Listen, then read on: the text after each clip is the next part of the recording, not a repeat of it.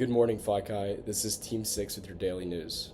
First up, 3 individuals linked to tech company Supermicro have been indicted in New York for allegedly smuggling $2.5 billion worth of NVIDIA AI chip servers to China, in violation of U.S. export controls. Authorities say the group used a Southeast Asian shell company to reroute shipments, disguising the hardware to avoid detection. 2 suspects are in custody, while a third remains at large. The case marks the largest U.S. crackdown yet on illegal transfers of advanced AI technology. Supermicro says it is cooperating with investigators, while NVIDIA emphasized its strict compliance policies. The news sent Supermicro shares down 12% in after-hours trading.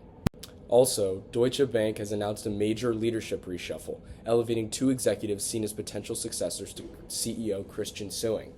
Stefan Hoops will join the management board, while Fabrizio Campelli has been named deputy chief executive, expanding his influence across the bank.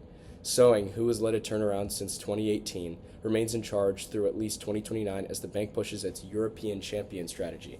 The move highlights a growing focus on asset management following strong performance at DWS. Meanwhile, current deputy James von Moltke is set to depart this summer. In other news, U.S. lawmakers are ramping up pressure on the Securities and Exchange Commission to tighten rules on Chinese companies accessing American capital markets. In a rare bipartisan move, Senators Tim Scott and Elizabeth Warren led a letter urging SEC Chair Paul Atkins to address national security and investor risks tied to Chinese firms. Officials warn that complex structures used by these companies may bypass regulations while channeling U.S. investment into sectors linked to China's military.